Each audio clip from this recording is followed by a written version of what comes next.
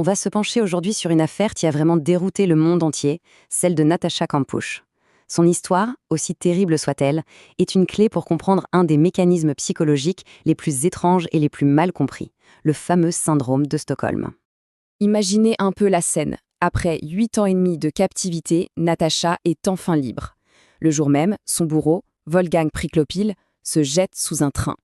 Et la réaction de Natasha? Ce n'est pas du tout le soulagement qu'on pourrait attendre. Non, elle pleure. Elle va même jusqu'à parler d'une sorte de deuil. C'est la question qui a tout fait exploser. Pourquoi pleurer l'homme qui vous a volé votre enfance?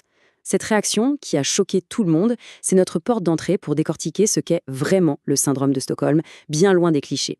Ce n'est pas un choix, c'est une stratégie de survie. Pour comprendre cette réaction, il faut absolument revenir au point zéro, à l'instant précis où tout a basculé. On va plonger dans la création de ce néant. On est le 2 mars 1998. Natasha Kampusch, elle a 10 ans, elle marche pour aller à l'école. Un type à l'apparence complètement banale, un voisin que personne ne remarquerait, s'arrête dans une camionnette blanche et la balance à l'intérieur. En quelques secondes, sa vie, telle qu'elle la connaissait, s'est évaporée. Et elle est jetée, ici, dans un cachot de 5 mètres carrés. C'est minuscule, sans aucune fenêtre, totalement insonorisé. Une prison qu'il avait construite exprès pour elle, sous son garage. Voilà, c'est ça, sa nouvelle réalité. Et c'est là que le piège psychologique se referme. C'est la première étape, la dépendance absolue. Tout ce qui formait son monde a disparu. Son ravisseur, du coup, n'est plus juste un ravisseur. Il devient une sorte de dieu geôlier. C'est lui qui donne la nourriture, la lumière, l'air. Sa survie dépend à 100% de cet homme. C'est dans cette dépendance totale que l'impensable va commencer à se produire. Au fil des années, un lien va se tisser. Analysons un peu la logique terrifiante de cette prison psychologique. Le syndrome de Stockholm, ça ne sort pas de nulle part. En fait, ça repose sur 3 piliers psychologiques fondamentaux que Natasha va endurer un par un. Premier pilier, la violence de Priklopil, c'est son quotidien. Les punitions, les humiliations, les privations.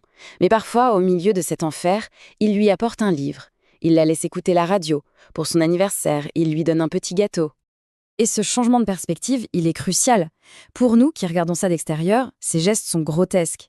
Mais pour elle, dans son cachot, chaque miette devient un festin. Son cerveau, pour survivre, il s'y accroche de toutes ses forces. Ce n'est pas de la reconnaissance pour le gâteau, c'est une sorte de gratitude pour ne pas avoir été tuée ce jour-là. Deuxième pilier. Pour ne pas déclencher sa fureur, Natasha doit apprendre à anticiper ses réactions. Elle doit comprendre sa logique, ses obsessions, sa paranoïa. Elle doit littéralement se mettre à penser comme lui. C'est une question de survie. Et progressivement, cette stratégie devient une seconde nature. Il fait d'elle sa seule confidente. Il lui parle de ses frustrations. Il partage ce secret terrible, ce qui finit par créer un nous complètement tordu, un nous isolé contre un monde qui de toute façon ne pourrait jamais comprendre. Et enfin, le troisième pilier. Après des années et des années, la Natasha d'avant, elle s'efface. Son identité se reconstruit entièrement par rapport à lui. C'est lui qui rythme ses journées, qui forme son esprit d'adolescente. Se rebeller, c'est risquer la mort, bien sûr, mais c'est aussi risquer de faire disparaître le seul monde qu'elle connaisse désormais. Et puis vient le jour qui va tout changer, le jour de l'évasion. Un moment qui va tout fracturer, à la fois pour elle et pour la perception du public. 3096 jours, c'est le temps qu'elle a passé dans ce cachot. Plus de 8 ans et demi. Une éternité, une enfance et une adolescence entière. Et puis, le 23 août 2006, une occasion se présente. Alors qu'elle nettoie sa voiture, Priklopil reçoit un appel. Il s'éloigne de quelques mètres. Le bruit de l'aspirateur couvre sa voix. C'est une fenêtre de quelques secondes. L'instant de survie, le même qui l'a forcée à s'adapter, la pousse maintenant à fuir.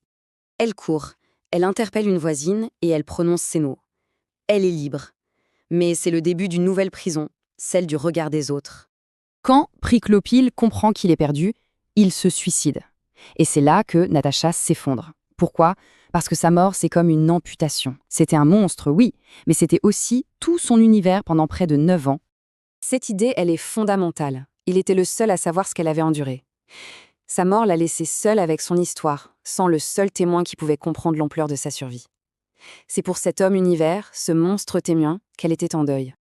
Le cas de Natasha nous force à regarder au-delà des jugements faciles, une nuance que le grand public à l'époque a eu énormément de mal à saisir. Le public a été d'une cruauté incroyable.